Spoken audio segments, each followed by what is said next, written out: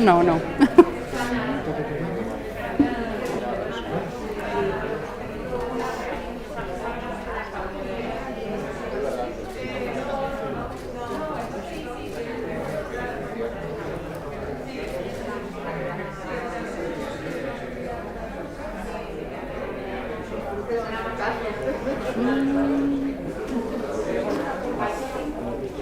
Buenas tardes, bienvenidos al Colegio de la Abogacía de Madrid.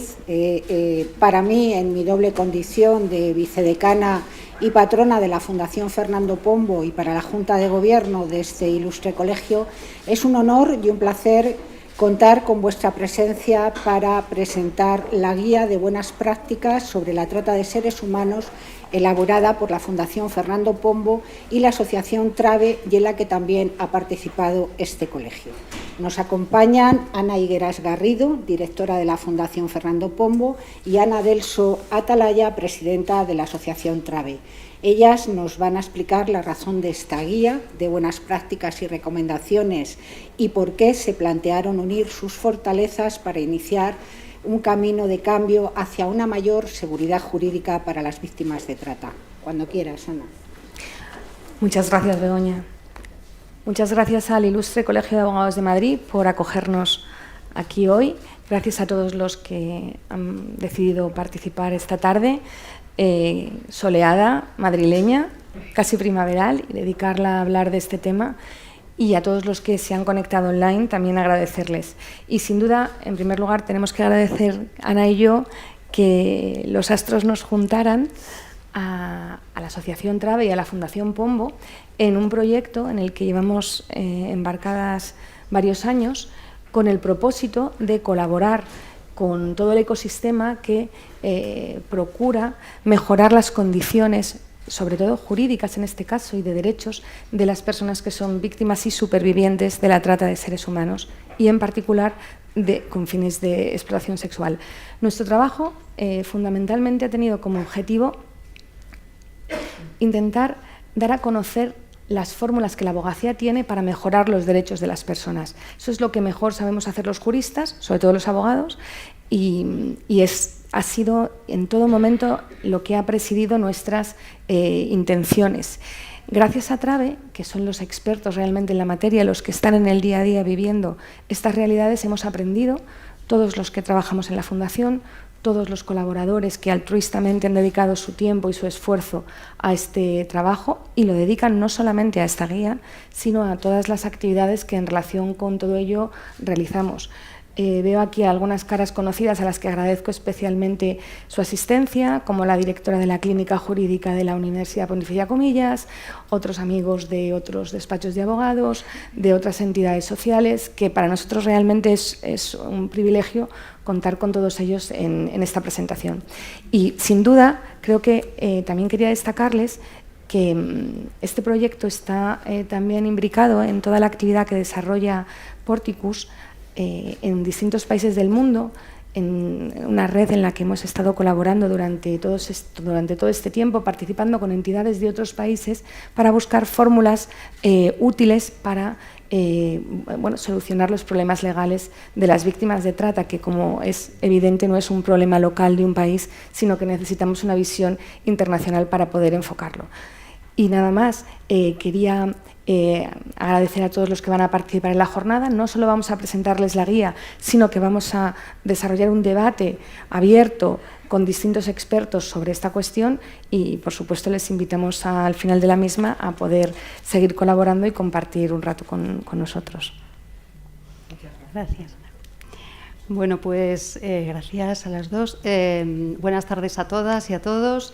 Bueno, en primer lugar, agradecer al Ilustre Colegio de la Abogacía que nos acoja hoy aquí, porque es un placer presentar esta guía después de un arduo esfuerzo, como bien sabe la coordinadora de la misma, Tania, que está por aquí.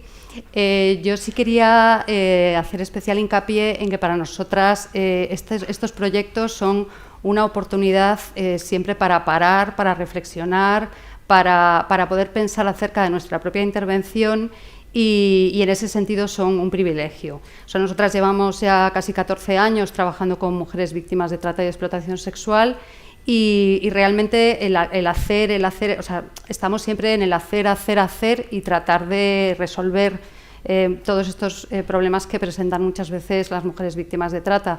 Y es difícil a veces parar y poder pensar acerca de nuestra propia actividad, acerca de la coordinación con otras operadoras y operadores jurídicos y sociales. Es difícil tener estos espacios. Entonces, en ese sentido, el proyecto Right for Change ha sido una oportunidad no solamente para compartir con una organización como Fernando Pombo, que nos permite ver las cosas también desde otra óptica y desde otro lado, pues desde la expertise jurídica en este caso, sino también para poder conocer mejor la realidad de otras comunidades autónomas en las que no intervenimos, porque nosotras trabajamos hasta ahora exclusivamente en Madrid y Castilla-La Mancha, y también este proyecto nos ha permitido conocer qué pasa en Frontera Sur, qué pasa en el País Vasco, qué pasa en Cataluña, cuáles son esas otras realidades, y finalmente pues poderlo plasmar primero en una investigación, que el material está ya publicado, en los resultados de la investigación, y después en esta guía, que esperamos que sea sobre todo un material útil para las personas las profesionales y los profesionales que van a trabajar en el ámbito de acceso a derechos de las personas víctimas de trata. Sin más, yo no quería dejar de agradecer a todas las autoras y autores de la guía, que han sido bastantes personas, a Tania García Sedano por su coordinación y, por supuesto, a la Fundación Fernando Pombo por esta colaboración que esperemos continúe a través de otros programas y otros proyectos, y que sí que yo creo que está dando muchos resultados, ya digo, para nosotras en cuanto a retroalimentar nuestra actividad y nuestras propias estrategias de abordaje y de trabajo en materia de trata, y yo creo que también para Fernando Pombo el acercarse a este colectivo con el que ellas habían trabajado mucho con violencia de género y otras problemáticas, pero esto ha permitido también acercarnos en este campo de trabajo, ¿no? Y nada más, después en las ponencias pues podremos profundizar un poco más. Gracias.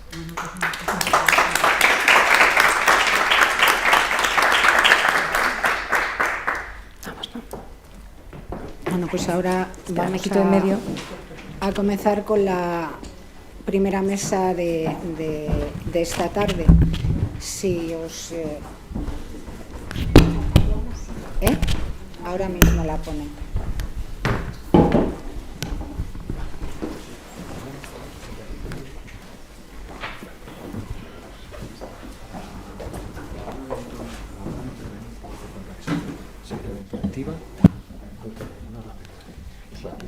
No hace falta. Sí, ahora mismo.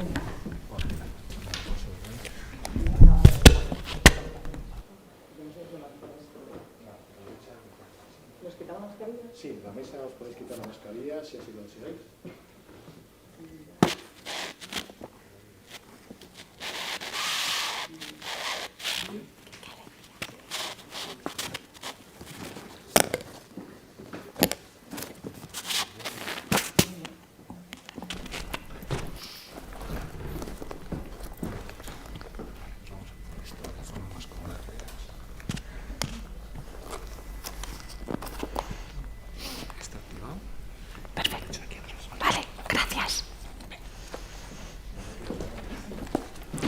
Bueno, pues damos comienzo a esta primera mesa de esta tarde y, bueno, en realidad voy a decir muchas obviedades, sobre todo porque me dirijo a un público muy erudito y, como todos ustedes saben, la trata de personas es una grave violación de derechos humanos que afecta sobre todo a mujeres y niñas, especialmente cuando se realiza con fines de explotación sexual.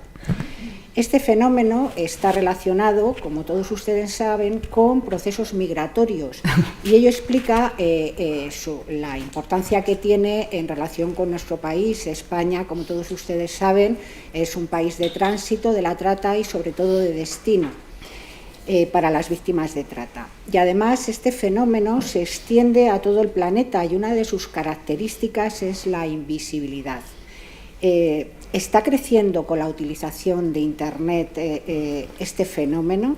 La verdad es que el reciente informe de la ONU, de Naciones Unidas, de 2020, llega a hablar de cibertratantes y le llega a dedicar un capítulo completo a esta cuestión. La detección y la identificación son el primer paso y resultan fundamentales para proteger a las víctimas de trata y garantizar su asistencia, acceso a la justicia y derecho a la reparación. Por ello, como todos ustedes saben, el Convenio de Varsovia y la Directiva Europea de 2011 exigen a los Estados que las víctimas sean identificadas por autoridades competentes y por personas formadas y cualificadas en prevención, lucha contra la trata y asistencia de las víctimas, especialmente si son menores. ¿Qué ocurre en España? ¿Nos estamos adecuando al marco legal existente? ¿Estamos garantizando un enfoque de derechos humanos y de género? Las autoridades tienen la obligación de identificar y proteger a todas las víctimas de trata con independencia de su estatus migratorio y de su capacidad para colaborar en la persecución de un delito. ¿A qué le estamos dando prioridad? ¿A la persecución del delito y al control del estatus migratorio? ¿A la identificación y a la protección de las víctimas? En relación con los menores víctimas de trata y en especial en lo que se refiere a los menores extranjeros no acompañados, ¿con qué dificultades nos estamos encontrando? ¿Es la esperada ley integral contra la trata de seres humanos la que va a dar solución a gran parte de los problemas actuales? Todas estas cuestiones y muchas más van a ser abordadas a lo largo de la tarde. Damos comienzo a la mesa diálogo sobre la necesidad de mejorar el marco jurídico en materia de trata de seres humanos. Nos acompaña Julián Sánchez Melgar, a quien todos ustedes conocen, licenciado en Derecho por la Universidad de Valladolid y doctor en Derecho por la Universidad de A Coruña, con premio extraordinario, magistrado de la Sala Segunda del Tribunal Supremo desde el año 2000 hasta la actualidad, y desde diciembre de 2017 a junio de 2018 ha sido fiscal general del Estado y miembro nato del Consejo de Estado. Cuando quieras. Muchas gracias.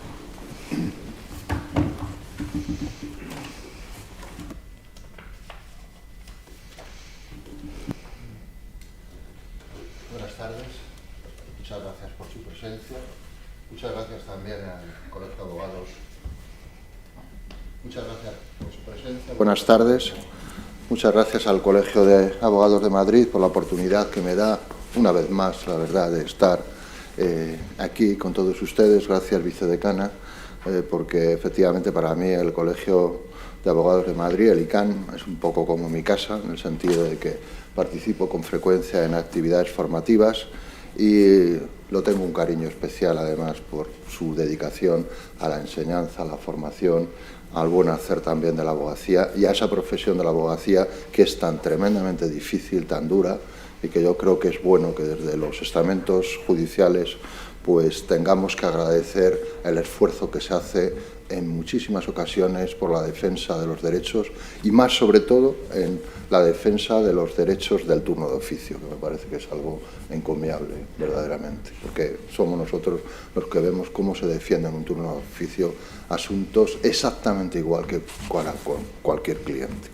Entonces, pues la oportunidad que me dais aquí de estar en la presentación de este libro de cuestiones prácticas sobre la trata de seres humanos, una visión interdisciplinar, pues que han patrocinado también pues, estas dos fundaciones, la Fundación Fernando Pombo y la Fundación Trave, pues es para mí pues, una oportunidad de hablar de este tema.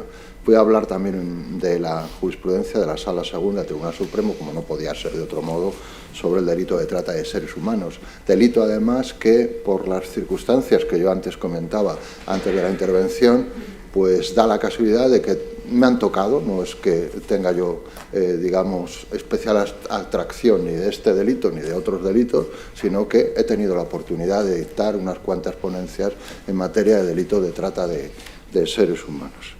De modo que la obra, yo creo que en esta obra se analizan las principales barreras identificadas en el acompañamiento jurídico-social a la víctima de trata de seres humanos y se establecen además las recomendaciones jurídicas para mejorar el acceso a sus derechos desde una perspectiva integral.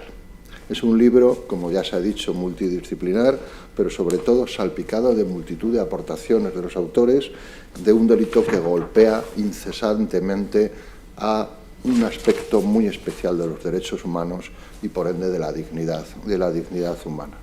especialmente entre todos los coautores. Yo quiero destacar aquí, me lo van a permitir, a destacar muy especialmente la labor de Tania García Sedano, que es doctora en Derecho, profesora de la Universidad Carlos III y magistrada suplente de la Audiencia Provincial de Madrid, que con su rigor técnico, su experiencia, su buen hacer y su dirección ha coordinado todo este proyecto de Right for Change. Además, a Carmen Pombo Morales, primera directora y patrona de la Fundación Fernando Pombo, pues que está pasando unos momentos tristes, como estábamos hablando antes, y que desde aquí pues yo creo que todos le mandamos un abrazo. La protección el tema de la trata de seres humanos se ha venido identificando desde hace tiempo, y no son palabras mías, sino que lo pone cualquier guía al efecto, por las famosas 3 Ps de la protección, la prevención, la persecución de los delitos y ahora también la cooperación internacional. Y es también la cooperación internacional porque este delito es un delito inminentemente extraterritorial. Per se es un delito extraterritorial que está nutrido de flujos, casi siempre de mujeres, a veces de niñas, que son tratadas y son enviadas mediante estos procedimientos de violencia, intimidación, abuso, engaño, hasta una serie de países, hasta llegar al lugar donde se va a producir la trata, desde esos países hasta el nuestro, en este caso, donde la dignidad de las personas pues es pisoteada. Tenemos que pensar, consiguientemente, en fomentar, y esta era una de las preguntas sobre uno de los retos, ¿no?, que hacía la moderadora, fomentar las vías legales para luchar contra esta lacra social.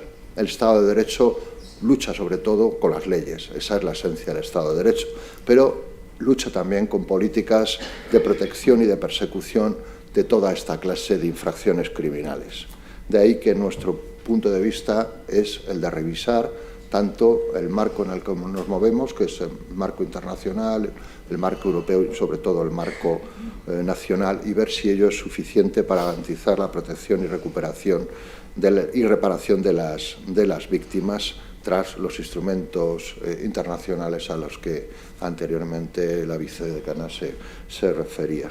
La trata es una realidad compleja, está ligada a las crisis humanitarias, a las desigualdades económicas norte y sur, a las desigualdades de género, afecta especialmente a las mujeres y a las niñas que se ven obligadas a abandonar sus países de origen, enfrentándose a procesos migratorios en condiciones de riesgo que las ponen verdaderamente en una situación crítica en multitud de ocasiones. Por tanto, tanto el discurso de los expertos, el discurso de los cuerpos de seguridad, de la abogacía, de la Fiscalía General del Estado, son importantes en esta materia. En mi etapa, que se ha citado como fiscal general del Estado, para mí era una de mis principales prioridades. Era una de mis principales prioridades porque yo concebía entonces a la Fiscalía General del Estado no solamente como el órgano de persecución de los delitos, que lo es y en materia principal, sino una característica especial que tenía entonces y que sigue teniendo ahora la Fiscalía General del Estado, la Fiscalía Española, que es una magistratura de amparo, es decir, que protege a las víctimas, a los desfavorecidos, a las personas vulnerables, a los menores, a los extranjeros. Esto es algo muy característico, a los discapacitados, es muy característico de la Fiscalía Española y que no es tanto de otras fiscalías de nuestro entorno cultural. Por eso le hacía como una de mis prioridades abanderar una lucha de la Fiscalía para tratar de perseguir con toda la fuerza de la ley este tipo de delitos de trata de seres humanos.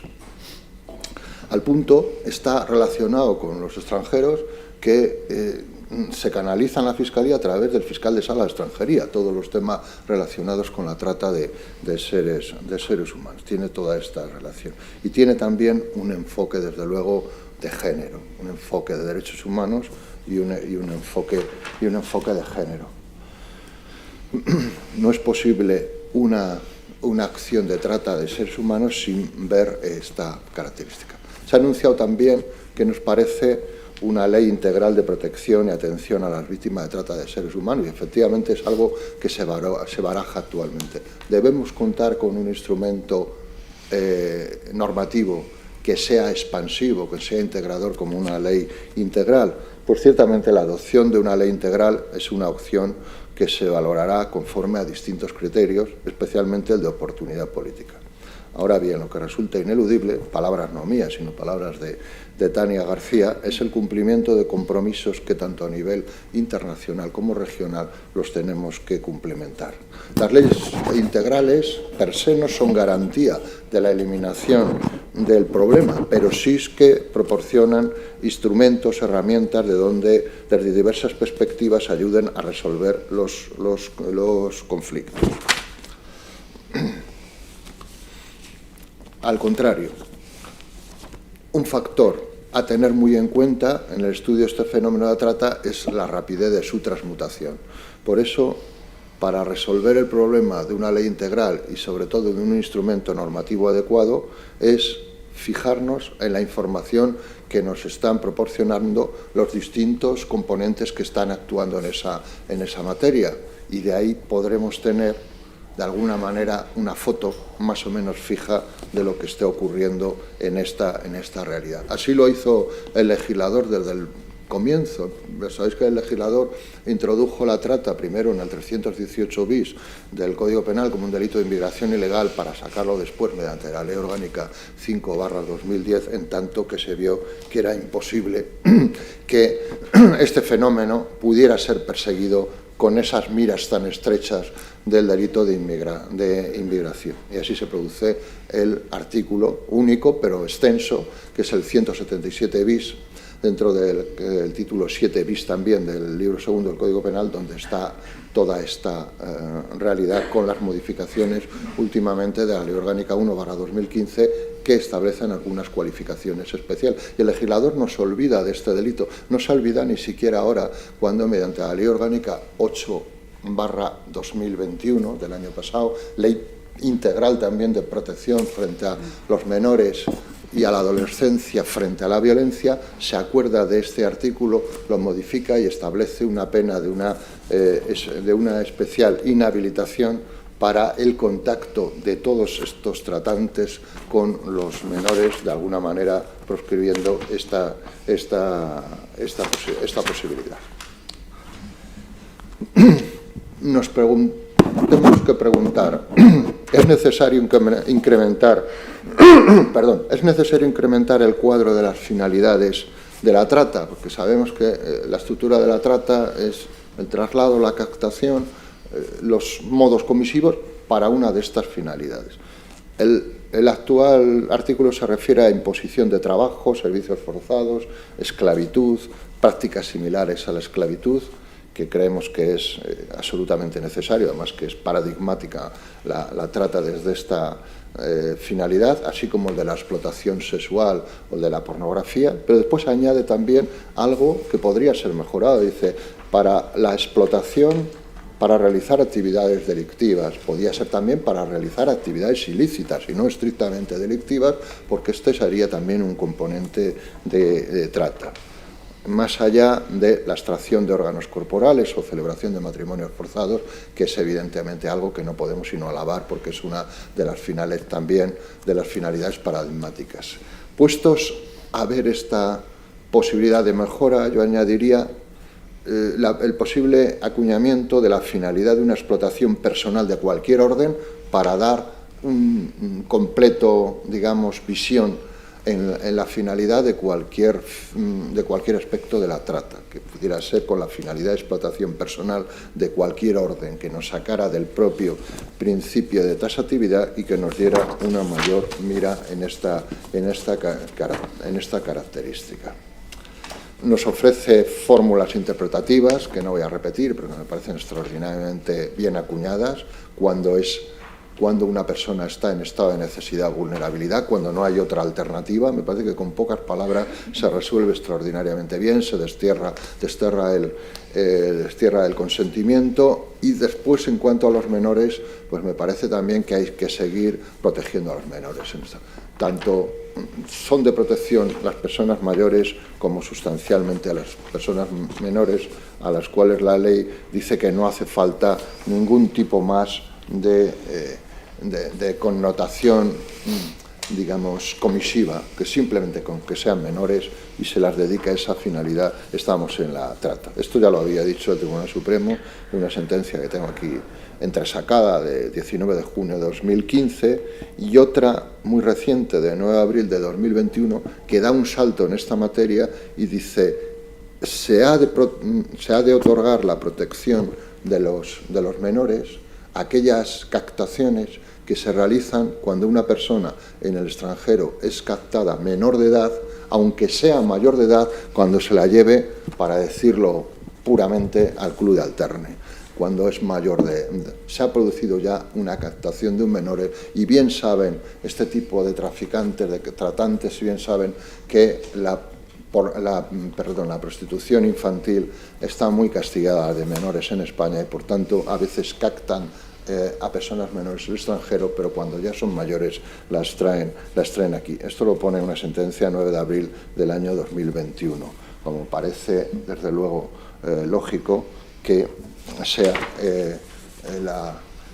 sea la instrumentación de las personas jurídicas y la cualificación de organización criminal, porque si hay algún delito que también es paradigmático de organización criminal, es este, el de la trata de seres humanos. Aquí es donde las organizaciones criminales campan por sus respetos, campan a sus anchas, campan haciendo toda una serie de atrocidades en esta materia.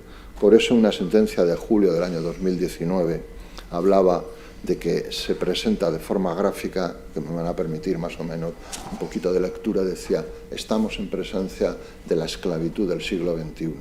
Y decía esta sentencia: no hace falta ir a países lejanos, no hace falta irse, antes comentaba yo, ni a Afganistán ni a ningún país más para encontrar la esclavitud del siglo XXI.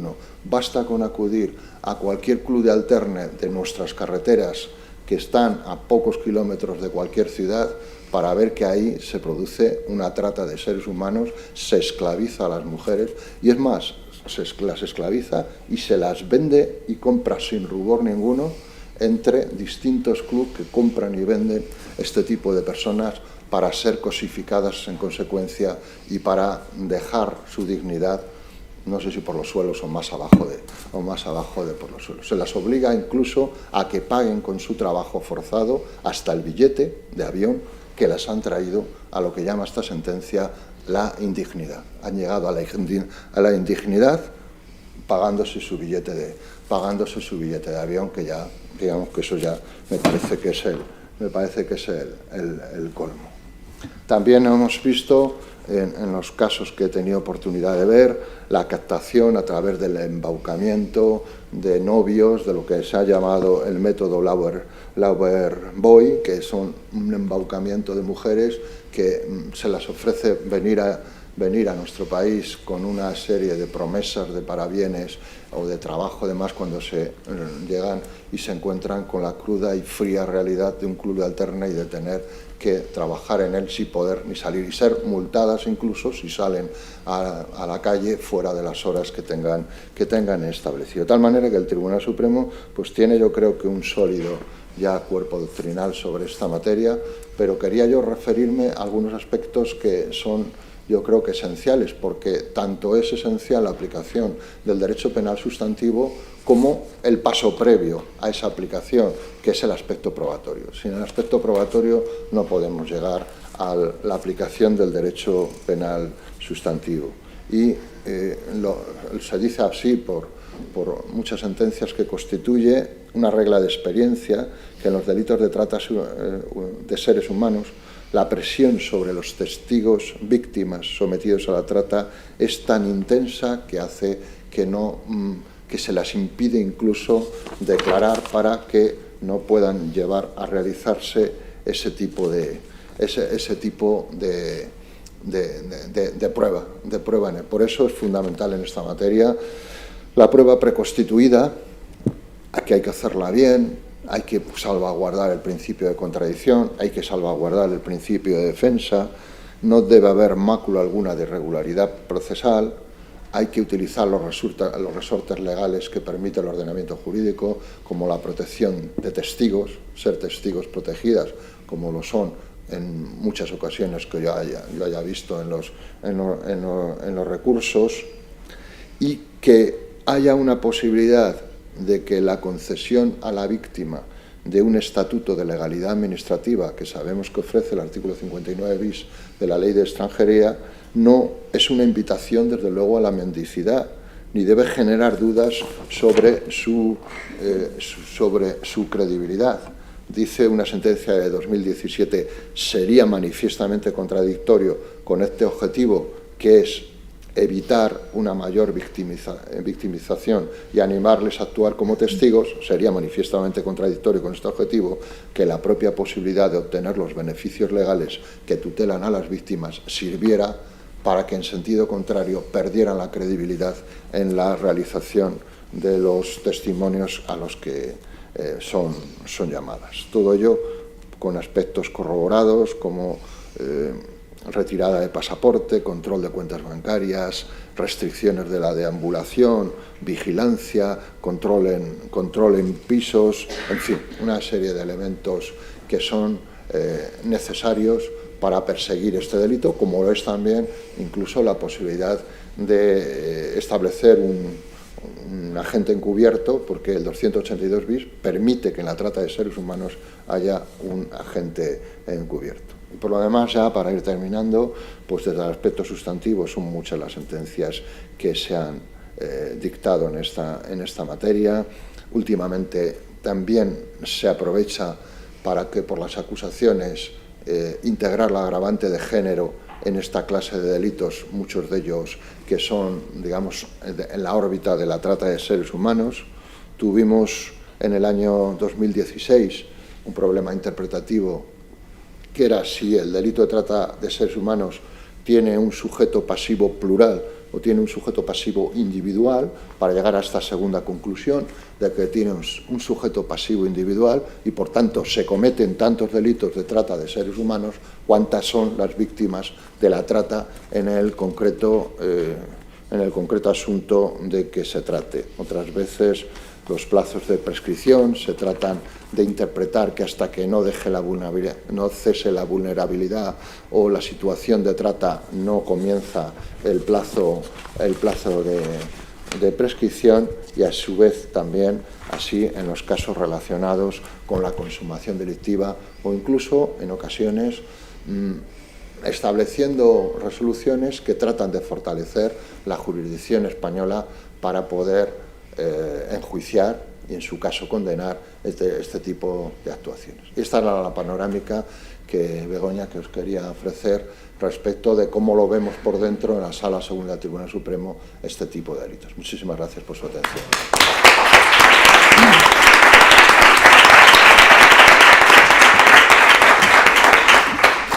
Muchísimas gracias, Julián. Siempre es un placer escucharte y además quiero agradecerte que siempre que llamamos a tu puerta y tu agenda te lo permite, estás aquí con nosotros. Así que muchísimas gracias. A continuación va a intervenir Patricia Bárcena García, de formación jurídica, criminóloga y en gestión de entidades del tercer sector. Ha trabajado como abogada vinculada a la defensa de los derechos humanos. Es adjunta segunda del Defensor del Pueblo, encargada de migraciones e igualdad de trato, entre los que se incluyen los temas de protección internacional y trata de personas. También le corresponde la coordinación de los asuntos relacionados con los menores, de acuerdo con lo previsto en el artículo 10.2c de la Ley Orgánica 1/1996 de 15 de enero de protección jurídica del menor. Cuando quieras, Patricia. Muchas gracias.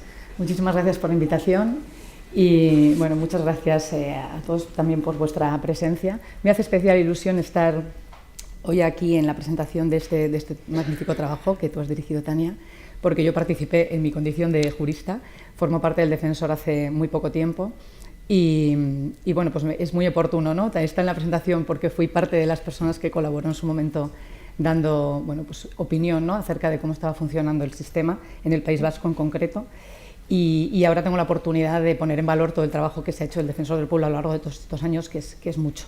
De hecho, es muy oportuno porque este año, 2022, en septiembre, se harán 10 años desde que se publicó el informe del Defensor Trata de Seres Humanos en España, Víctimas Invisibles. y es un buen momento pues, para ver un poco el balance de lo que ha ocurrido en estos tiempos y sobre todo para plantearnos qué retos quedan pendientes, ¿no? Voy a ser muy breve porque entendí que contaba con 10 minutos y voy a intentar, por tanto, amoldarme a esos 10 minutos.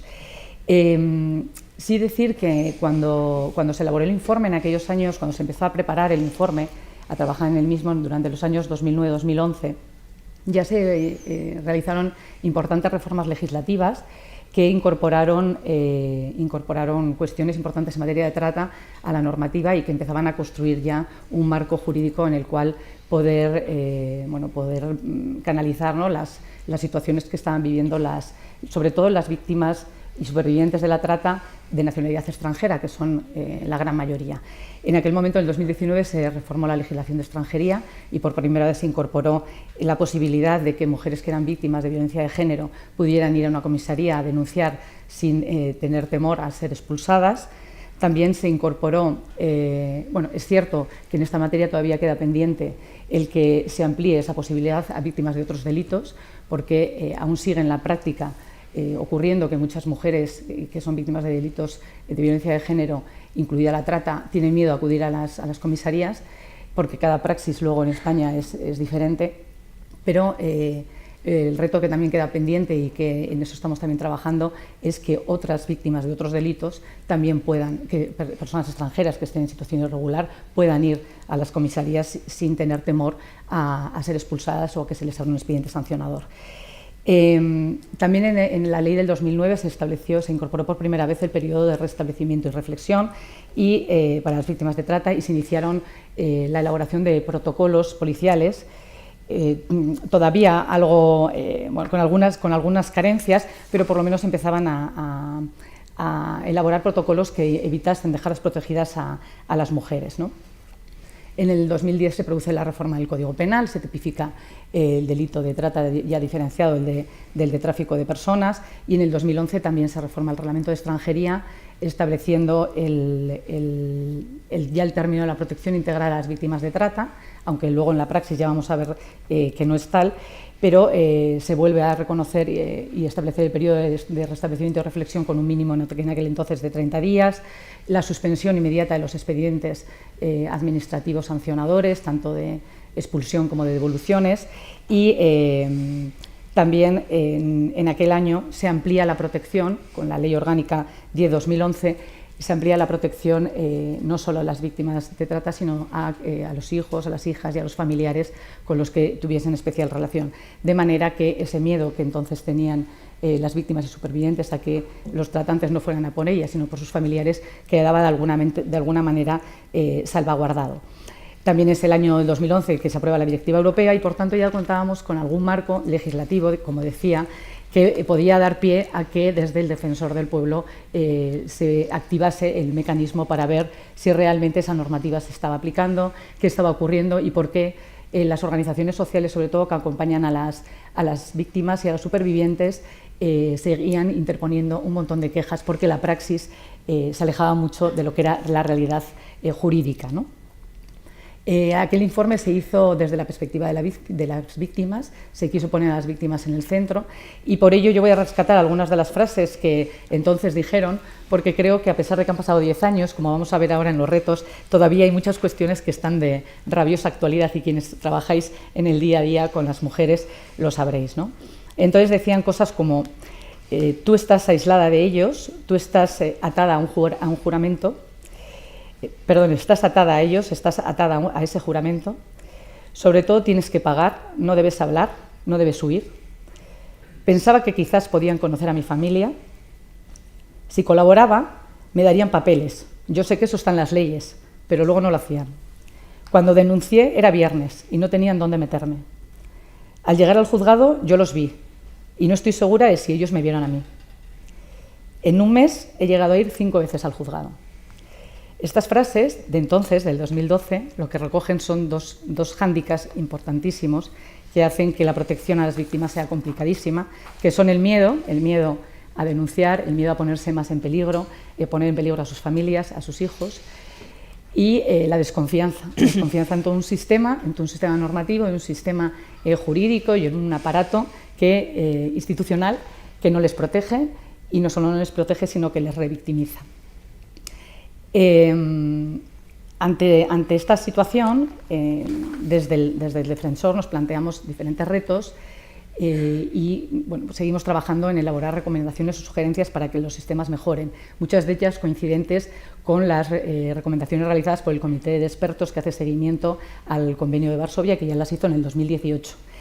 Y es cierto que hay muchas que tienen que ver sobre todo con los datos, con cómo se recogen los datos y cómo podemos mostrar la realidad de la trata en España y en Europa. Otras tienen que ver con el delito, con la tipificación, con las mejoras que tiene que haber en la tipificación de los delitos, pero yo voy a resaltar solamente dos por el límite de tiempo que tenemos, y una de ellas tiene que ver con la mejora de los procedimientos de identificación o detección provisional entre las personas extranjeras solicitantes de protección internacional y las personas extranjeras que se encuentran en situación irregular, porque, como decía antes, son el mayor número de víctimas y de supervivientes que hay actualmente en España, y todavía hay grandes eslabones que superar en esa parte.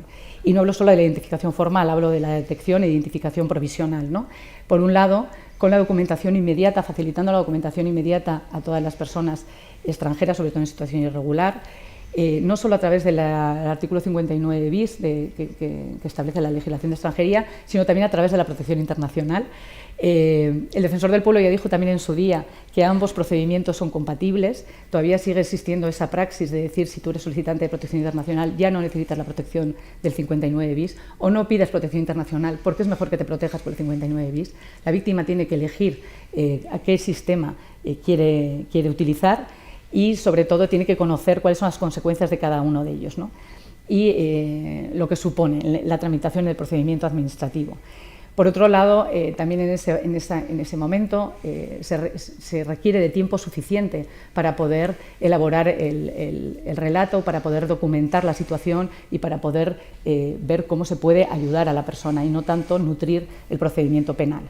Y consideramos también que es necesario mejorar el acompañamiento a través de profesionales formados, especializados, no solo de los operadores jurídicos, que por supuestísimo, sino también los intérpretes, que puede llegar a ser un problema importante en los procedimientos, sino también incorporando otras figuras como los mediadores interculturales o personas que tengan esa otra perspectiva, ¿no?, intercultural, que les pueda ayudar en ese proceso que debe ser la detección e identificación formal, que no es un momento concreto, sino un proceso que requiere de un tiempo y no de 30, 60 o 90 días de reflexión. Ponemos, por tanto, especial interés en esa parte de reivindicar y de darle peso a la detección o identificación provisional y, por tanto, a todos los agentes que trabajan con las mujeres, principalmente, que detectan, pero luego no tienen capacidad porque la identificación formal sigue en manos de las fuerzas y cuerpos de seguridad del Estado, y eso en sí mismo también es otro problema, y porque el enfoque sigue siendo el procedimiento penal y el poder nutrir el procedimiento penal en lugar de proteger a la víctima. Y el segundo aspecto en el que me voy a centrar, o que quiero resaltar de los muchos retos, es el de los menores, y los menores extranjeros no acompañados en concreto. Porque están en una situación de mayor vulnerabilidad, obviamente, y porque no solo hay menores que llegan en redes de trata, sino que además pueden ser tratados por esa situación de vulnerabilidad y por ser menores no acompañados en su proceso migratorio, ¿no? Y ahora estamos en una situación de alerta con la guerra de Ucrania y con la cantidad de menores que están saliendo del país.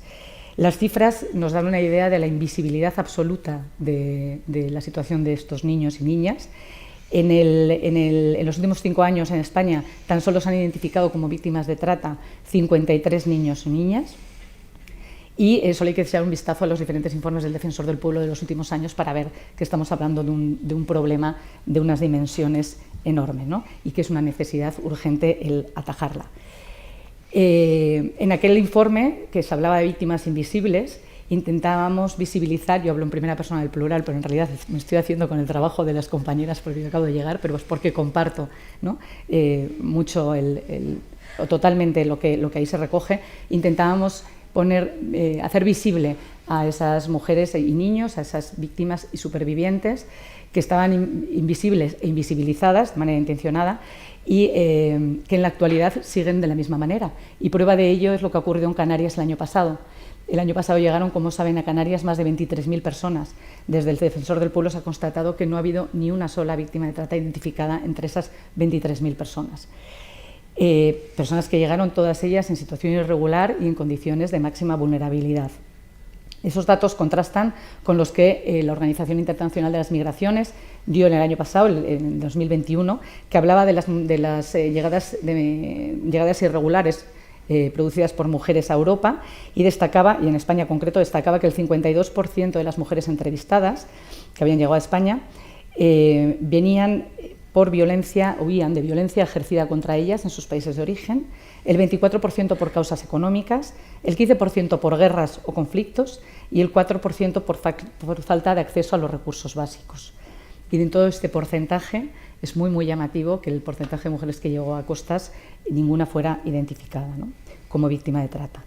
Esto nos da la medida del gran reto que tenemos en la identificación de los perfiles vulnerables en nuestras fronteras, no solo de las víctimas de trata, sino también, o posibles víctimas de trata, sino también de los niños y las niñas y solicitantes de protección internacional.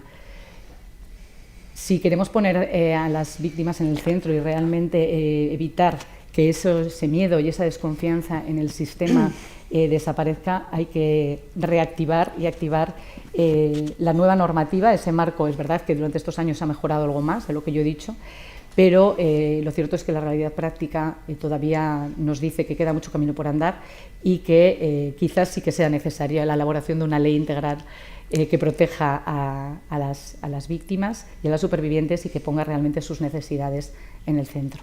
Muchas gracias.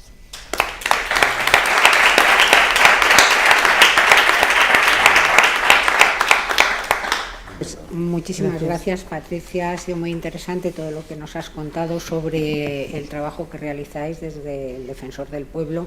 A mí hay dos cuestiones que me gustaría destacar, y una es el problema de los intérpretes, ¿no?, y el de la detección, porque sin detección y sin identificación no se va a poder avanzar ni seguir los pasos posteriores.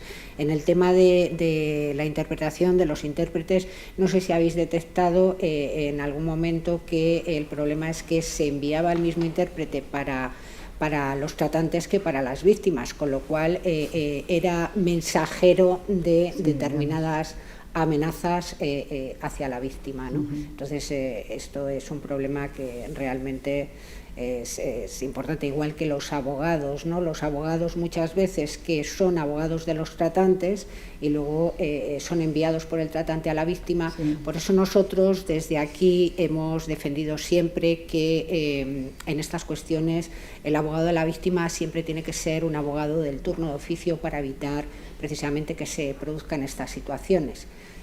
Como todos sabéis, tenemos un turno de oficio de trata de seres humanos desde el año 2015. Sí. Bueno, pues muchísimas gracias y pasamos ahora con Tania. Tania es la coordinadora de esta guía fantástica. Enhorabuena, Tania, por el trabajo realizado. Tania además es compañera y amiga, doctora en Derecho por la Universidad Carlos III de Madrid, investigadora, consultora nacional e internacional, experta en Derecho Penal y Derechos Humanos, magistrada suplente en la Audiencia Provincial de Madrid y profesora asociada de Derecho Penal de la Universidad Carlos III.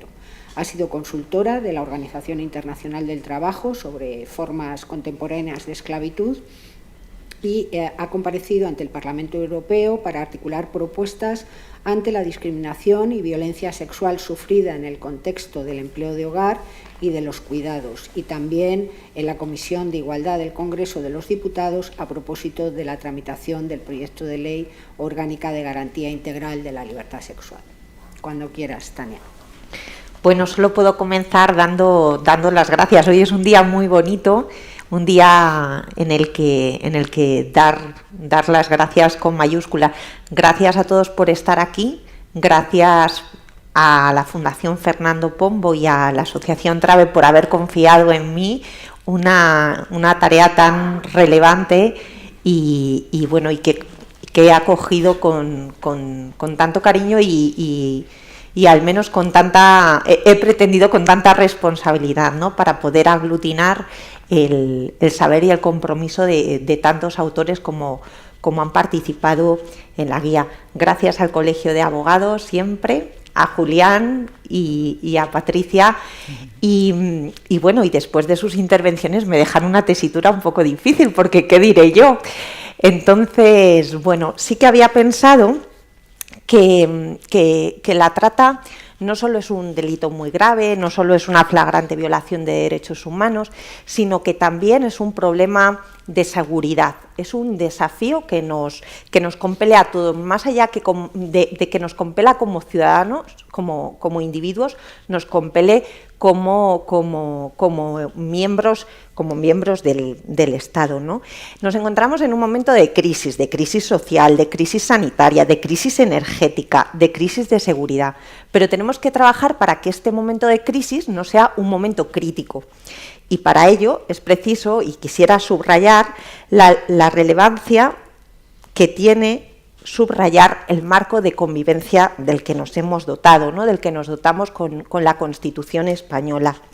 Y en ese sentido es necesario recordar y reforzar el valor de la legalidad que dimana, pues, de la voluntad popular, como todos sabemos, y que hace que España sea un Estado de derecho.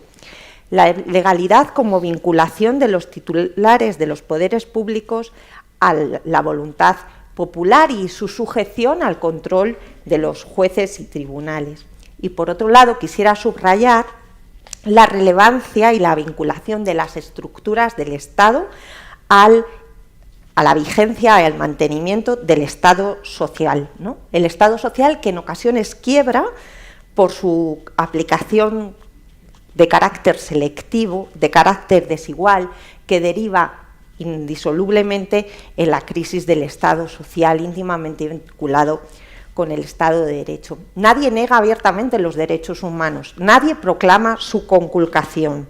Ahora bien, ¿qué medidas, qué normas, qué garantías existen para su ejercicio por todas las personas, por todos los ciudadanos y especialmente por aquellos que son vulnerabilizados? El mero reconocimiento de los derechos no otorga efectividad a los mismos. El Estado de Derecho constituye un sistema de garantías. Y ustedes se preguntarán, ¿qué relación tiene todo esto con la trata de seres humanos? Esto nutre la lucha contra la trata y constituye la piedra angular. Entiendo que, como decía, la trata es un problema muy grave, es un problema transversal, y en ese sentido quiero hacer referencia a dos aspectos que voy a vincular con la necesidad de que defendamos el Estado de Derecho y el Estado social. En este sentido, quiero subrayar la relevancia de la demanda de servicios o de explotación del ser humano, demanda que nutre y que constituye uno de los factores causales de la trata de seres humanos, pero también quiero hacer referencia a la oferta, es decir, aquellos factores que inciden directamente en la vulnerabilidad de las personas de las que se aprovechan los tratantes para perpetrar sus delitos. En el sentido, en esta doble vertiente, en la vertiente de la oferta, creo que es donde más tenemos que incidir. En la vertiente de la demanda, desde la sensibilización, desde la prevención y sobre todo también desde la responsabilidad individual, ¿no?, de cuestionarnos y de trabajar para la construcción del modelo de sociedad que queremos habitar.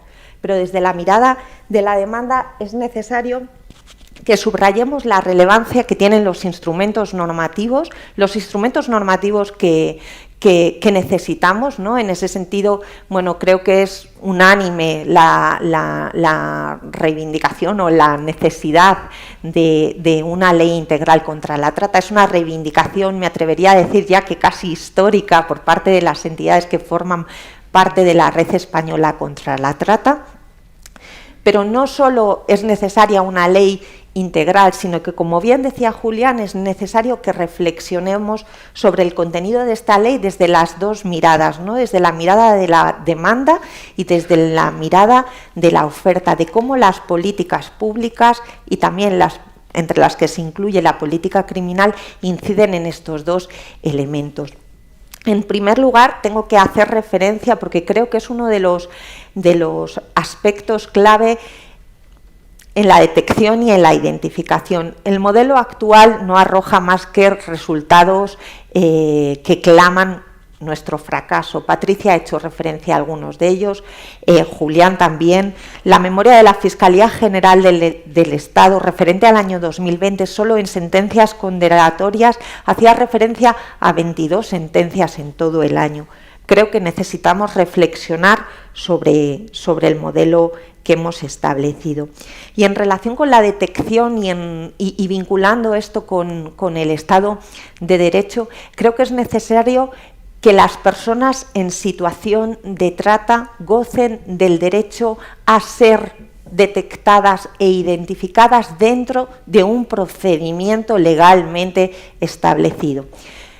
La Ley 39/2015, de 1 de octubre, de procedimiento administrativo, establece un procedimiento básico que otorga derechos, que otorga audiencia, que otorga la posibilidad de recibir informes, de adoptar medidas cautelares, y creo que constituye o puede constituir un marco normativo adecuado dentro del que incardinar la detección y la identificación de las víctimas de trata, porque si el Estado de Derecho tiene sentido es precisamente para garantizar los derechos de aquellos que son vulnerabilizados por el sistema y por el modelo de vida y de desarrollo que nos hemos otorgado.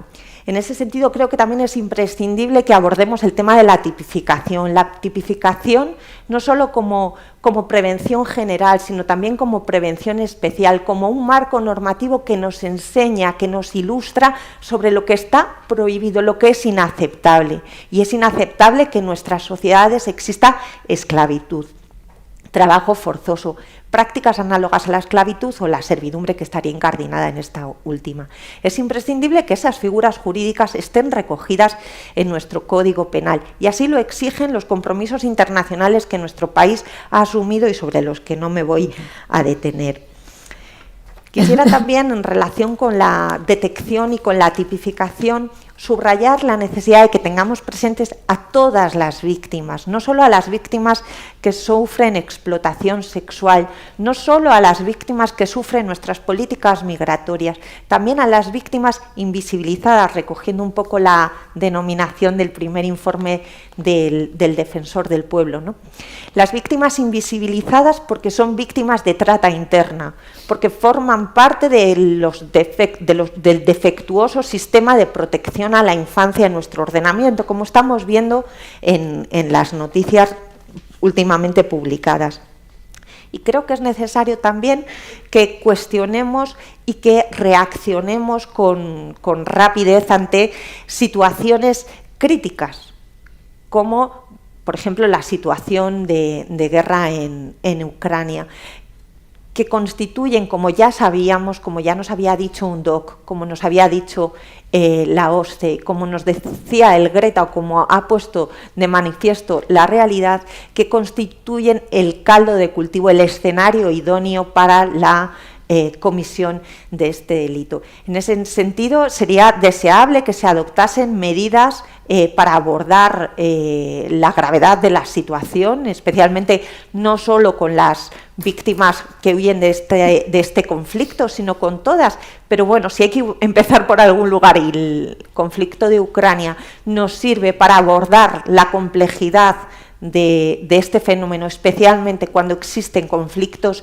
bélicos que motivan o que nutren a este fenómeno, creo que sería un éxito colectivo. Y en ese sentido, bueno, tenemos instrumentos normativos, ¿no? Tenemos la posibilidad de adopción de leyes temporales que atajen y que aborden cuestiones puntuales, como puede ser la trata de seres humanos de las que son víctimas mujeres, niños y hombres que huyen de la guerra en Ucrania. Tenemos la posibilidad, porque existen varios proyectos en el Gobierno de España de una ley integral sobre trata de seres humanos. Por tanto, creo que solo necesitamos el empujón para que los instrumentos normativos y legislativos se pongan en marcha y nos dotemos como sociedad de un marco normativo adecuado al fenómeno que tratamos de erradicar. Por mi parte, no mucho más. Muchas gracias y un placer para mí estar con todos vosotros. Gracias.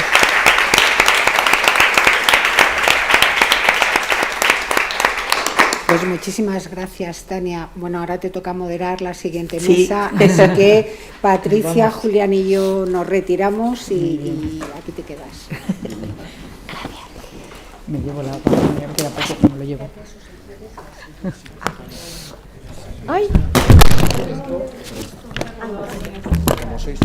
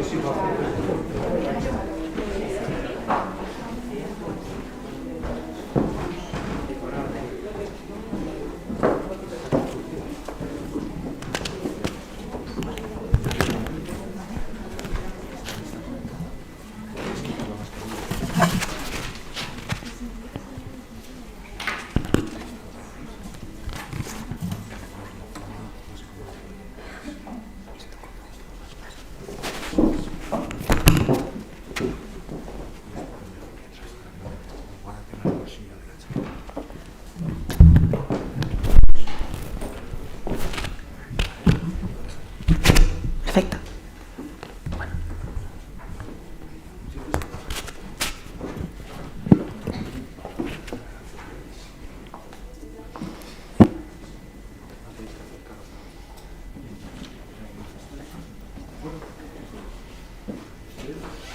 Creo que está.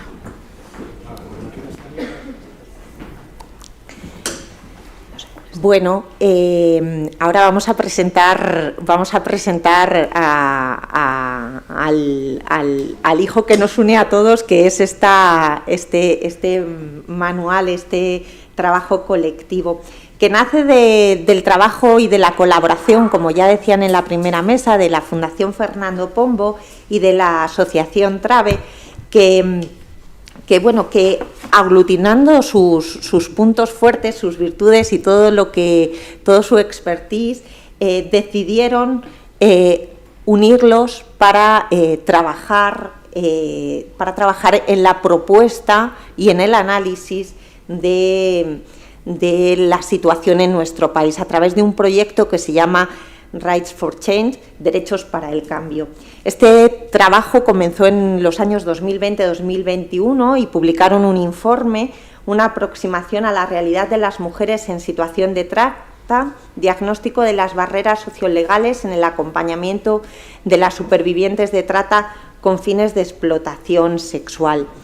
Ahora, en la obra que presentamos, en Cuestiones prácticas sobre trata de seres humanos, una visión interdisciplinar, analizamos las principales barreras identificadas en el informe del que este manual trae causa y se centra en las dificultades y en las barreras detectadas en el acompañamiento sociojurídico a víctimas de trata y también, que este es uno de los principales activos, se incluyen propuestas de buenas prácticas, recomendaciones prácticas y legislativas para mejorar el acceso a derechos desde una perspectiva integral. En este sentido, tengo que dar las gracias de nuevo a la Fundación Fernando Pombo y a la Asociación Trave, pero también a todos los autores que, bueno, no solo con su compromiso diario, sino también con sus aportaciones, con su trabajo, bueno, pues sueñan con un mundo sin trata de seres humanos, ¿no?, en el que todos seamos iguales en dignidad y derecho. No puedo decir mucho más. Voy a dar la palabra a Rafa Merino. Él es licenciado en Económicas, es coordinador de proyectos de la Fundación Fernando Pombo y...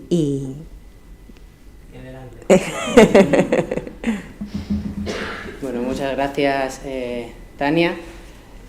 Yo quería hablar muy resumidamente sobre la investigación que hemos realizado, además desde la Fundación, sobre el abordaje de la trata de seres humanos con fines de explotación sexual desde el punto de vista empresarial. Porque lo cierto es que cuando empezamos a investigar cómo se abordaba este fenómeno, desde la explotación sexual en concreto con esa finalidad, no encontrábamos información y ni tampoco respuestas, más allá de las mafias y de la actividad económica ilícita que supone la trata de seres humanos.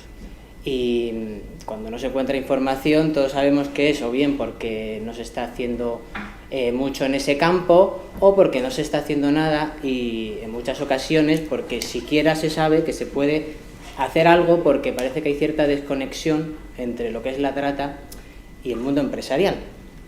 Y creemos que no es así. Para encarar el estudio, lo que decidimos hacer es fijarnos en las distintas fases que constituye el delito de trata. Y identificamos una serie de sectores que tenían como una mayor exposición al riesgo de albergar o de colaborar, ya sea directa o indirectamente, o de manera consciente o inconscientemente, a producirse situaciones de trata. Por ejemplo, ¿cómo se captan a las víctimas? Cada vez más, como ha dicho Begoña, a través de las redes sociales, con lo cual las compañías tecnológicas tienen una responsabilidad ya en este ámbito. ¿Cómo son desplazadas hacia el destino donde van a ser explotadas? Pues a través de compañías aéreas o ferroviarias, con lo cual también tienen una responsabilidad. ¿Dónde pueden ser explotadas? Pues en hoteles, en alojamientos turísticos, incluso en sectores donde se da cierta clandestinidad, como pueda ser el sector agrícola. A este respecto, los últimos informes de la UNODC y también del Departamento de Estado de los Estados Unidos han señalado que ha habido un repunte significativo en materia de trata de seres humanos, principalmente con fines de explotación sexual, pero también laboral, en el ámbito empresarial. No obstante, también durante la investigación hemos encontrado muchas iniciativas sectoriales y también empresariales a nivel particular, pues que iban por el camino sobre todo del ámbito de la prevención y de la detección de situaciones de trata, como por ejemplo en el sector hotelero, que hay una iniciativa que se llama The Code, que lucha contra la explotación sexual infantil, o la Transportation Leadership Against Human Trafficking, Estados Unidos, que se refiere a los transportistas, que no sé si recordarán que el año pasado hubo pues un suceso horroroso en el Reino Unido en el que muchísimas personas que eran víctimas de trata murieron asfixiadas, ¿no? En este contexto, ¿qué retos tenemos por delante? Pues a mí me gustaría destacar tres. En primer lugar, que habría que aprovechar el paradigma normativo que se está constituyendo alrededor de lo que se puede llamar conducta empresarial responsable, sobre todo para intentar poner la trata en el centro de todo esto, ¿no? Con ello, creo que se debe seguir muy de cerca el proyecto de directiva en materia de debida diligencia empresarial que está ahora mismo a debate en el Parlamento Europeo, también la iniciativa de Ley de Protección de los Derechos Humanos, Sostenibilidad y Debida Diligencia, que el Gobierno de España ha incluido en el plan normativo de este año y que además acaba de cerrar una consulta pública sobre ello, y otras normas como la Ley 11/2018 de Información no financiera y diversidad. Pero también hay que mirar fuera a los países de nuestro entorno que ya tienen tienen normativas específicas en este ámbito, como la Modern Slavery Act en Reino Unido, la Ley de Debida Diligencia en Francia, que ya están dando sus primeros resultados. Además, en segundo lugar, creo que se debe incidir en que la responsabilidad empresarial en el ámbito de la trata que sea objeto de un tratamiento específico en la futura ley de trata, para que de verdad tenga esa visión integral que se pretende de la ley de trata, Y en tercer lugar, desde el punto de vista del soft law, de la autorregulación, que se siga impulsando y promoviendo iniciativas tanto sectoriales como de las propias empresas para mejorar su compromiso contra la trata de seres humanos. En este sentido, en la obra se recogen varias medidas y propuestas muy concretas que van desde la implantación de una debida diligencia en materia de derechos humanos, pero no solo, también en el ámbito de la formación y la sensibilización a todos los empleados, en la creación de un canal de alerta y de denuncia que sea claro y accesible tanto para todos los empleados como las potenciales víctimas de trata, incluso crear protocolos específicos según el contexto operacional en el que esté actuando cada empresa. Entonces, y por terminar, lo que yo creo, y mi compañera de estudio, Carmen, que no nos puede acompañar hoy, pero creo que también hablo con ella, que lo que necesitamos en realidad son empresas que, además de rentables, que también sean justas. Y en este contexto, este nuevo horizonte normativo pues puede ser una gran oportunidad para situar a la trata en el medio de todas las políticas de responsabilidad social y de sostenibilidad para erradicarla, ¿no?, en un futuro próximo. Muchas gracias, Rafa.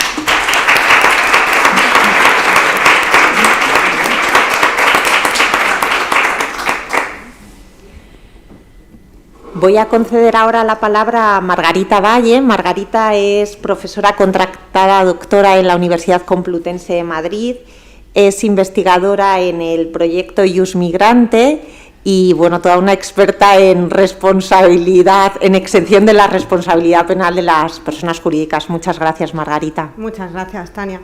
Bueno, en primer lugar, quería agradecer a la Fundación Pombo y a la Asociación Trave por haber contado conmigo para intervenir en la elaboración de la guía y para participar en el día de hoy, cosa que, bueno, acompañada de personas con tanto conocimiento y tan ilustres, me resulta muy grato y muy satisfactorio. O sea que, por mi parte, muy agradecida. Creo que no me equivoco si identifico que el hilo conductor que ha unido las intervenciones que me han precedido y las que me van a suceder es la protección de las víctimas. Es decir, es la idea que une todas las contribuciones de esta guía y la que, bueno, pues todos aquellos que nos interesamos por la trata es la que tenemos o sobre la que enfocamos nuestra actuación. Y en este sentido, y ya como ha comentado Tania, yo, bueno, pues he intentado aportar mi pequeño granito de arena hablando de la exención de responsabilidad para las víctimas de trata. Esa creo que puedo decir gran desconocida. Está incorporada en el apartado 11, lo último que queda, como ha dicho Julián, de un artículo muy largo que contiene muchas cosas y, bueno, a veces los artículos tan largos hacen que se pierdan algunos detalles y este está contenido al final. Entonces, bueno, pues creo que la guía no ha de ser, o tal y como nos lo ha propuesto Tania, no ha de ser un detector de defectos, sino bueno, pues un señalizador de oportunidades, de retos, de cosas que queremos que cambien. Entonces, la idea era eso, ver de qué manera esta exención de responsabilidad podemos, bueno, pues darle vida, podemos darla a conocer. ¿Por qué? Porque es muy desconocida y es una herramienta fundamental en la protección de las víctimas. ¿En qué sentido? Bueno, es por todos conocido y ya se ha mencionado la situación por la que transcurre una víctima de un proceso de trata que desemboca en una explotación. Son situaciones terribles, son situaciones que deshumanizan, que cosifican, que de verdad privan a la víctima de su condición inherente al ser humano, la dignidad. Creo que nos cuesta incluso llegar a imaginar las situaciones tan terribles que ocurren, pero si a todo esto además le unimos el hecho de que la víctima se haya visto obligada a cometer algún delito durante todo ese proceso y por tanto no es identificada como víctima, sino que entra a formar parte del sistema de justicia penal, no en condición de víctima, sino en condición de autor, hemos conseguido directamente que la víctima se vea totalmente opacada y que la única referencia que tengamos sobre ella sea como autora de delitos. Entonces, esto es una situación que incide en las condiciones de vulnerabilidad y de desprotección de las víctimas. Por tanto, el conocimiento de la circunstancia contenida en el apartado 11 resulta esencial para conseguir esa verdadera protección de las víctimas. Este apartado 11, que es bueno, pues se ha volcado el principio de no punición contenido en todos los instrumentos internacionales, intenta dar o ofrecer esa protección no solo a las víctimas que hayan sido explotadas para la comisión de actividades delictivas, como ha dicho Julián antes, podríamos ampliarlo a la comisión de actividades ilícitas, un marco mucho más amplio, sino también a todas aquellas víctimas que en el marco de otras formas de explotación se hayan visto obligadas a cometer actuaciones puntuales, actuaciones delictivas puntuales. Referimos, por ejemplo, a las víctimas que en el marco de la explotación sexual son obligadas a traficar con pequeñas cantidades de droga, que en el ámbito de la explotación para la mendicidad son obligadas a realizar pequeños hurtos. Bueno, pues todas estas condiciones, evidentemente, si su identificación por parte del sistema es como autoras de determinados delitos, conseguimos que sigan un camino totalmente diferente al que les correspondería. Entran en una dinámica procesal y de identificación que no les favorece, con lo cual, bueno, pues lo que tenemos es un problema. Ahora bien, insisto, y partiendo de la base de que lo que ofrece la guía son, bueno, pues retos y ganas de mejorar, sí que es cierto que, bueno, pues hay que decir que la circunstancia undécima no, bueno, pues no está contenida, o este principio de no punición no resulta tan correcto como debiera ser. Adolece de algunos elementos que complican su aplicación y que hacen que la protección de las víctimas a partir de la aplicación de esta excusa no sea tan total o tan global como debiera. El legislador español ha contenido algunas circunstancias, algunos elementos que complican esta aplicación, como el hecho, por ejemplo, de que esta exención de pena se va a aplicar únicamente a los delitos cometidos en fase de explotación, lo cual, bueno, pues resulta muy llamativo, porque la trata es un proceso y, de hecho, la explotación no forma parte de ese proceso. La trata se compone de una finalidad de explotación, con lo cual lo que vemos es que todas las fases anteriores, desde la captación, todo ese tránsito, y más si cabe si es una trata transnacional. Efectivamente, Tania ya ha comentado que tenemos trata interna, pero indudablemente, y desde el punto de vista estadístico, la mayoritaria es la trata transnacional. Bueno, pues en esos procesos pueden producirse multitud de actuaciones y la víctima puede verse obligada a llevar a cabo numerosas actuaciones con relevancia jurídico-penal. Bueno, pues eso ahora mismo no se encontraría amparado por esa exención de responsabilidad. Por otro lado, ha introducido el legislador el criterio de la proporcionalidad, y es un criterio que va a complicar.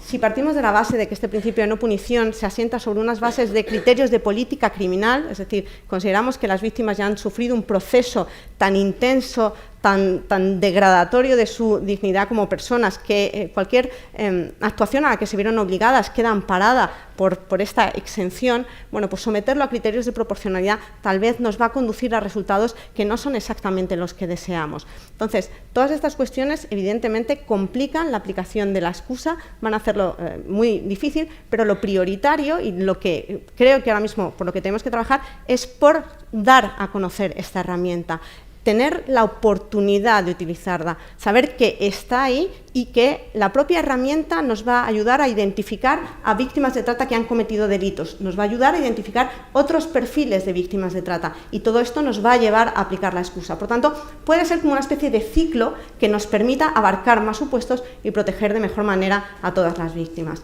En este sentido, insisto, bueno, pues es un elemento más de todos aquellos en los que se puede continuar trabajando para mejorar la protección de las víctimas. Muchas gracias. Muchas gracias, Margarita.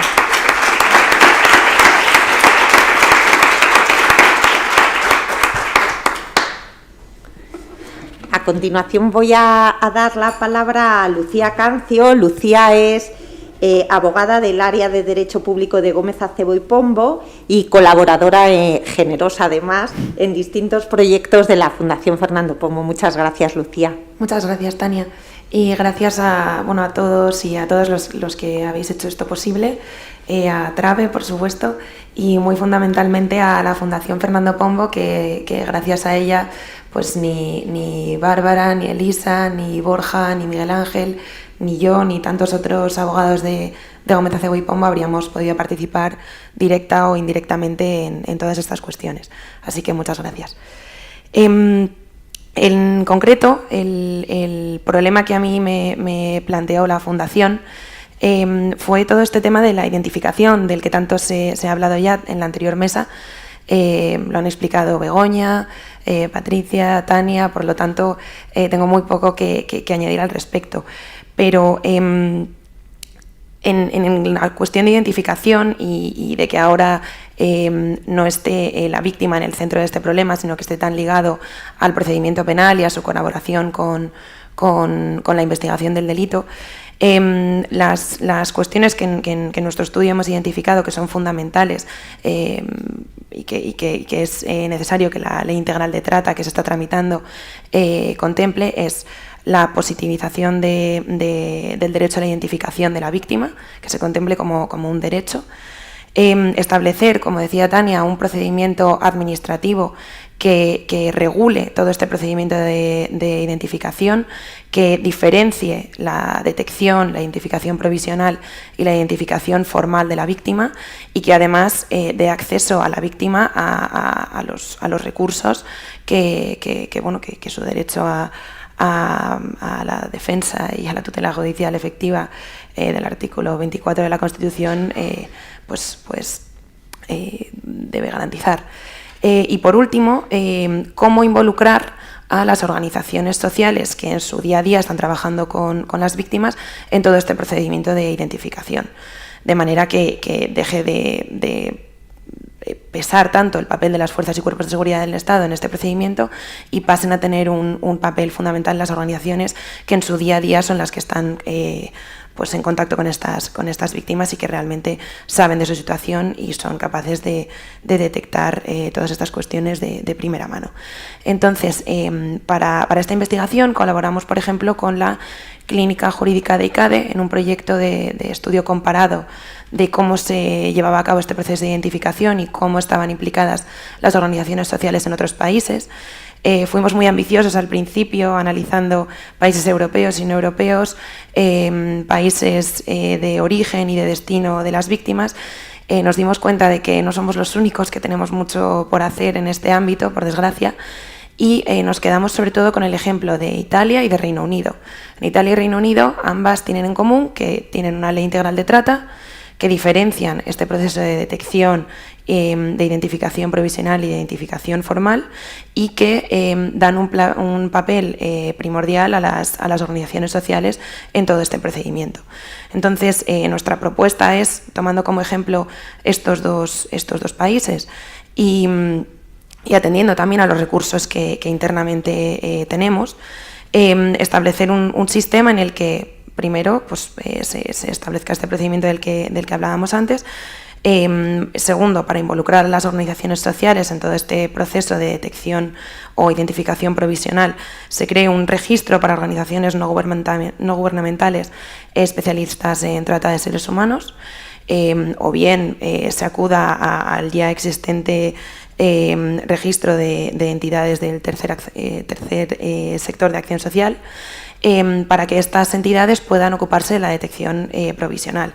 Además, creemos que sería muy necesario crear una oficina de atención y protección a las víctimas de trata de seres humanos encargada de acreditar a estas organizaciones sociales especialistas en trata, que también se ocupase de establecer con rigor cuáles son estos parámetros que han de ser tenidos en cuenta para la detección provisional, cuál es este procedimiento, qué recursos tienen a su disposición las víctimas, a qué derechos han de acceder una vez son detectadas provisionalmente, y que se encargue asimismo de la identificación formal de las víctimas y del acceso de estas a todo el elenco de derechos que se abre a su disposición cuando son finalmente identificadas. Y esto es básicamente lo que hemos podido hacer desde el despacho, y agradezco de nuevo la oportunidad que nos habéis dado para poder estudiar todas estas cuestiones.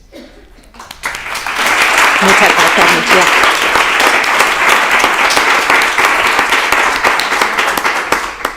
Bueno, en último lugar y no menos importante, voy a dar la palabra a Ana Delso, que es psicóloga, experta en género y presidenta de la Asociación TRABE. Muchas gracias, Ana. Gracias, Tania.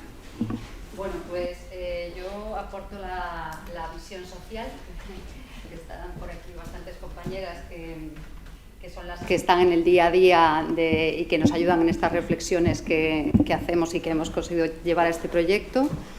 Y bueno, yo me quiero centrar sobre todo en la protección y reparación de las víctimas. Es decir, no voy a abordar todo lo que mencionaba Tania de todos los procesos de prevención o de erradicación de este delito.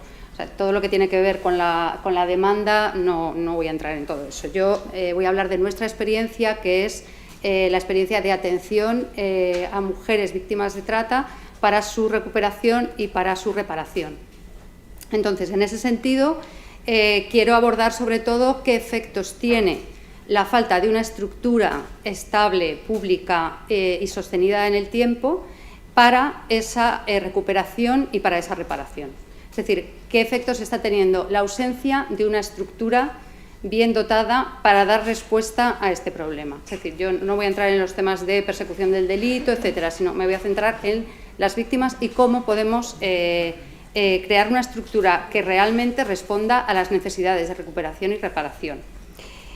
Bueno, toda propuesta, es decir, tenemos un problema ahora mismo, que es, como señalaba Tania muy sucintamente, que sabemos que hay una estimación de mujeres víctimas de trata muy elevada en España, hay muy poca identificación, es decir, de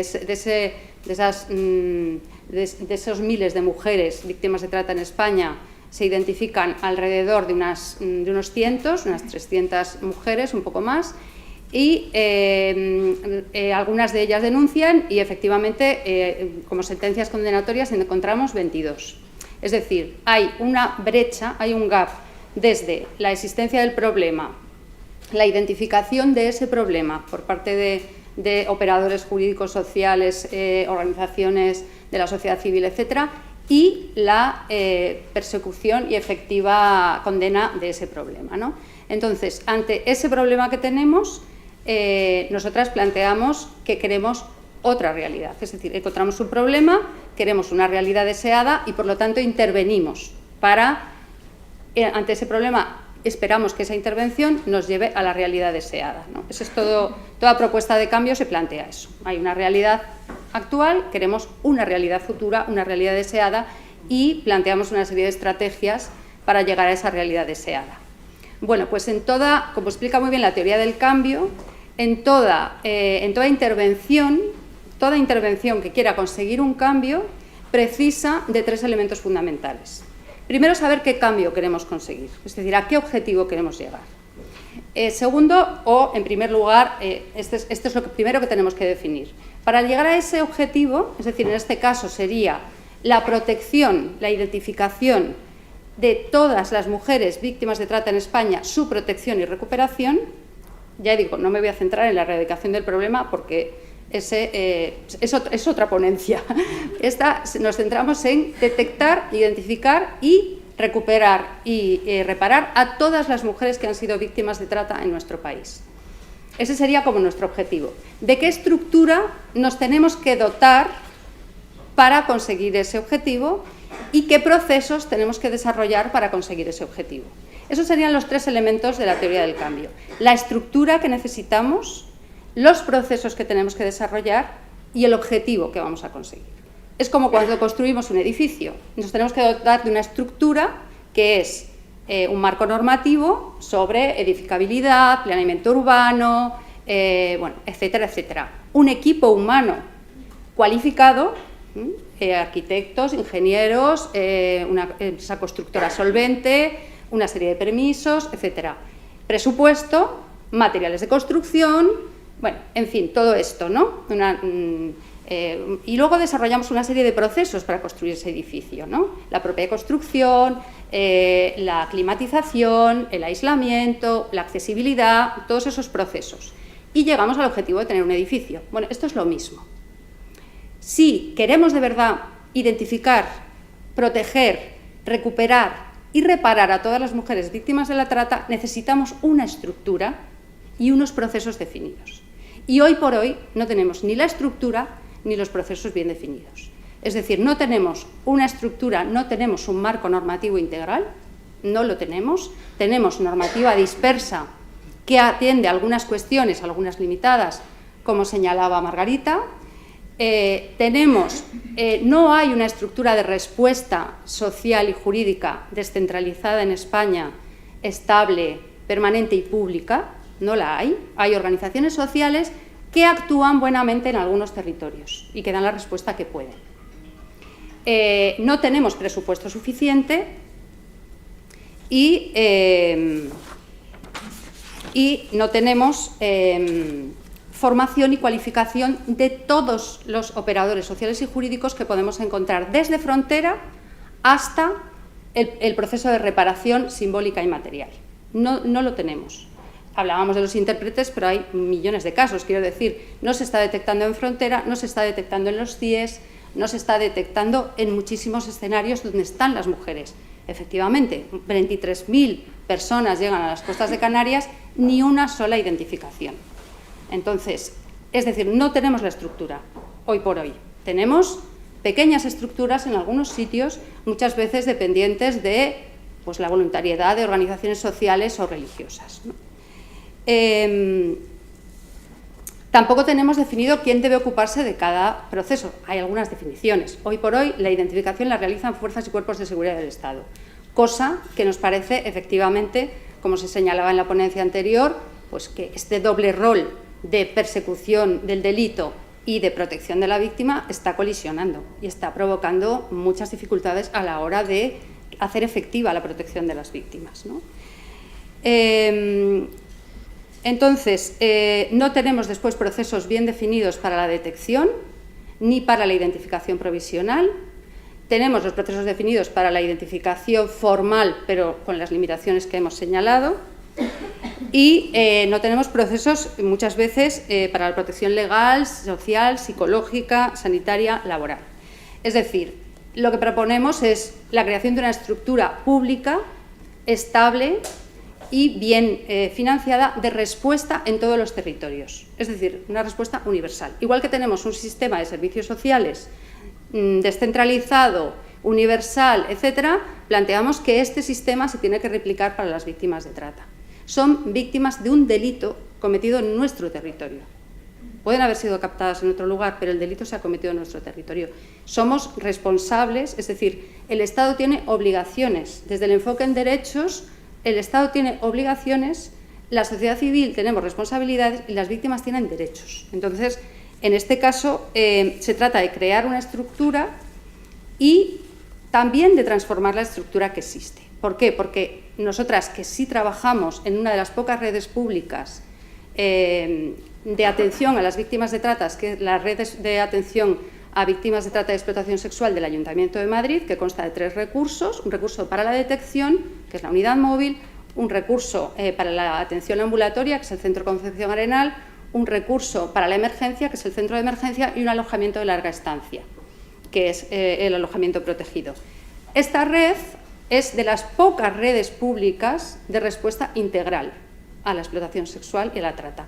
¿Qué ocurre? Pues que también encontramos limitaciones porque la estructura general sigue siendo más o menos la misma. Por ejemplo, podemos detectar a las mujeres, podemos identificarlas, por supuesto, no las identificamos nosotras, buscamos los cauces para que las fuerzas y cuerpos de seguridad las identifiquen, y podemos darles un alojamiento protegido, atención social, psicológica, jurídica, laboral, etcétera, o sea, orientación laboral, etcétera. Pero tenemos dificultades en el acceso a la regularización administrativa. O sea, muchas mujeres, si no denuncian, no pueden obtener la documentación. A veces nos encontramos con mujeres que tienen pasaportes falsos o identidades falsas porque la red le retiró el pasaporte y le dio uno falso. O a veces mujeres con dobles identidades. El pasaporte que ella traía y el pasaporte que la red le ha obligado a utilizar en España. Entonces, a veces los hijos están registrados con el nombre que figura en el pasaporte falso. Es decir, nos encontramos muchísimas dificultades a la hora de tramitar la regularización administrativa. Nosotras propondríamos la generación, igual que la tarjeta roja en las personas solicitantes de asilo, plantearíamos la creación de una tarjeta específica en cuanto haya indicios razonables de ser víctima de trata. Es decir, igual que yo tengo un mecanismo de documentación cuando tengo una persona solicitante de asilo, que tampoco tiene todavía la condición de refugiado o asilado, pero tiene está en proceso de solicitud de reconocimiento, podríamos plantear esto mismo para las mujeres víctimas de trata cuando haya indicios razonables de que son víctimas. Podríamos tramitar o expedir una documentación transitoria para que esa documentación transitoria nos sirviera para el acceso a la regularización administrativa, a la salud. Ahora mismo tenemos un problema en la Comunidad de Madrid y es que se han creado las unidades de tramitación de la tarjeta sanitaria para personas extranjeras. Esto está ocasionando que muchas de las mujeres con las que trabajamos no accedan a la salud, a recursos sanitarios de manera inmediata, y muchas de ellas, cuando son identificadas, son detectadas y las alojamos en los recursos de emergencia, tienen serios problemas de salud, porque vienen, bueno, pues de unas situaciones, como se han descrito antes, bastante tremendas, o problemas de adicciones, ¿no? Porque muchas veces el consumo de alcohol o de otras sustancias es una estrategia de afrontamiento de la situación en la que están. O sea, muchas mujeres, para ellas el consumo es una manera de afrontar que están en una situación de vulneración de derechos cotidiana, de vulneración grave. Entonces, tenemos también muchas dificultades en este caso porque hay poca cobertura de plazas de atención a salud mental. Muchas de las mujeres, por supuesto, tienen estrés postraumático, cuando no, patologías más graves, ¿no? Entonces, en este caso encontramos también falta de cobertura en salud mental y en dispositivos de desintoxicación. Esto no significa que todas las mujeres precisen de estos recursos tan específicos y tan integrales, porque puede haber muchas mujeres que no presenten problemas de consumo, que son muy resilientes, que han sabido sobrevivir a esa situación y que tienen capacidad de autodeterminación. Es decir, no estamos planteando que todas las mujeres tienen que seguir los mismos itinerarios de alojamiento protegido, atención integral, etcétera. Puede haber mujeres que por su situación, por su historia vital, por su carácter, por determinadas, puedan hacer otros itinerarios donde les podamos dar ayudas económicas, ayudas al alquiler y hagan procesos más autónomos. Pero la responsabilidad es tener estos servicios, tener esta estructura de atención que permita que las mujeres que estén en situaciones más vulnerables puedan acceder a estos procesos de recuperación y de reparación, ¿no? Y bueno, pues esto es un poco la reflexión que os traía. Sí que consideramos, y aquí sí que yo disiento un poco del planteamiento de la identificación a través de la responsabilidad delegada, consideramos que la respuesta tiene que ser pública, o sea, que tiene que tratarse de una red pública de atención y que la identificación tiene que ser multidisciplinar. O sea, la identificación ahora mismo recae fundamentalmente sobre el testimonio de la víctima y esto es un peso muy grande, porque hay mujeres que en ese momento pueden articular un discurso, una narrativa, pueden recordar fechas, etcétera, y hay otras que no, por el trauma, por el miedo, por muchísimas situaciones.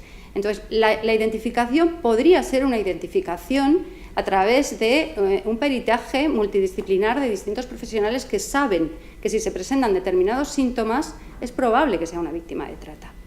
Y esto se puede hacer, igual que se hace con otros peritajes y con otras situaciones.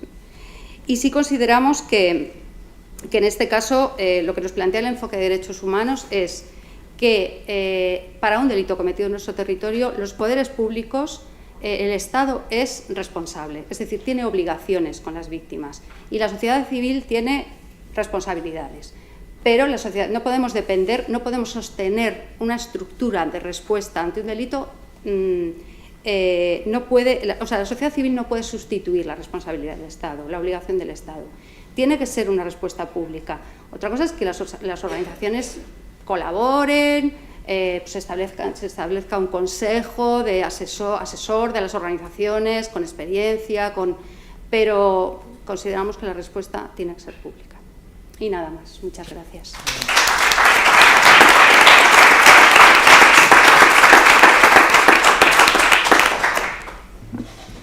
Muchas gracias, Ana.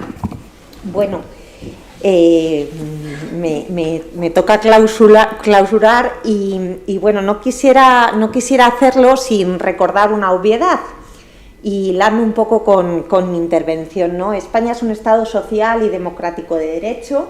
El Estado tiene la obligación de diligencia debida de identificar y de proteger a las víctimas de trata. Esto solo es posible si se incorpora una perspectiva de derechos humanos, una perspectiva de género y una perspectiva financiera para la persecución del lucro dimanante de la explotación del ser humano.